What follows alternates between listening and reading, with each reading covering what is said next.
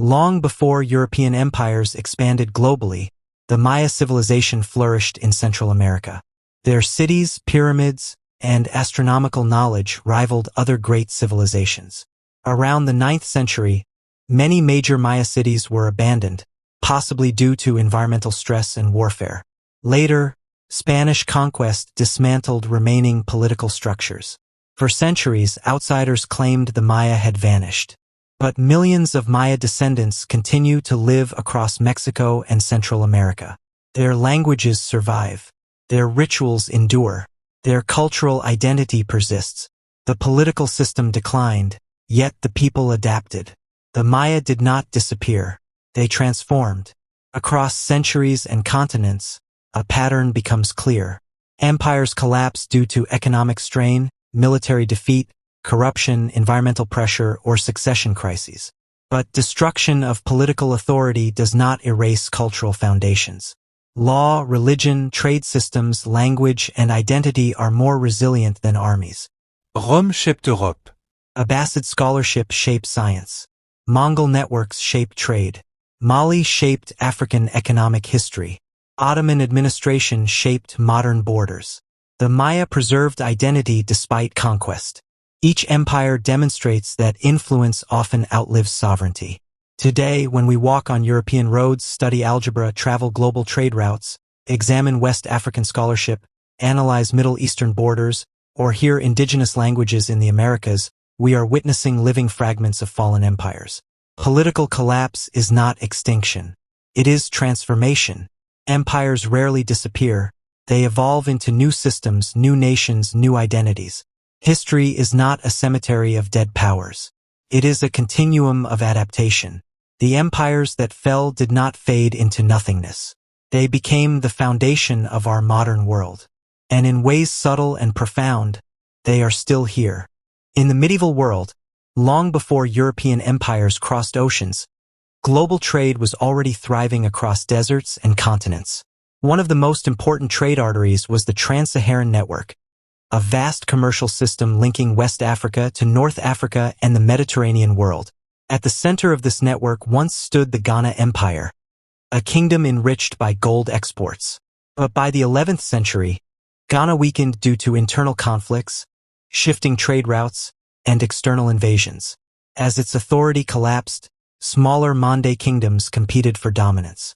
Out of this political instability, a new force began to rise, one that would soon transform West Africa into the wealthiest region of the medieval world. In 1235, a young prince named Sundiata Keita defeated his rival at the Battle of Karina.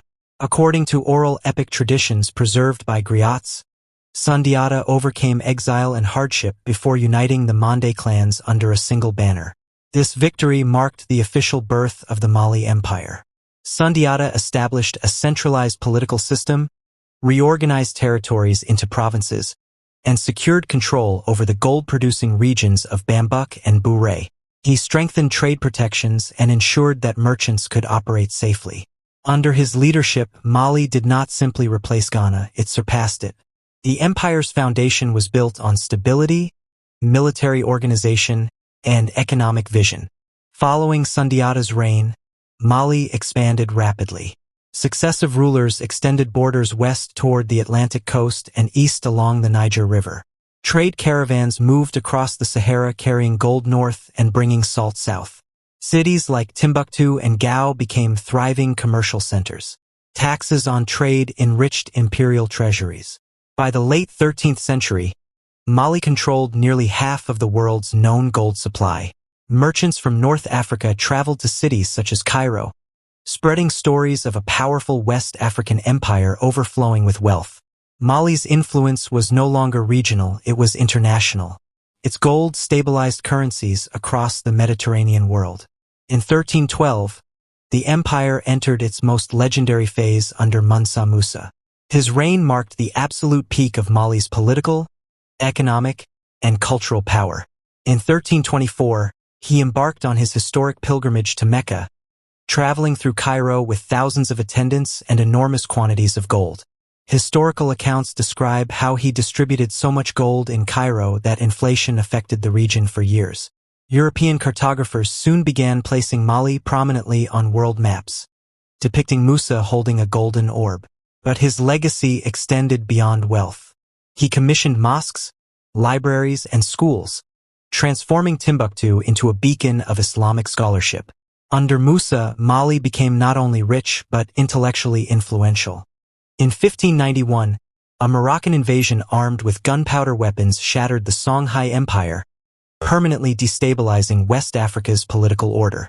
Although Mali had already declined, the region's economic and scholarly networks suffered immense disruption. Over the following centuries, European exploration and colonization reshaped global narratives.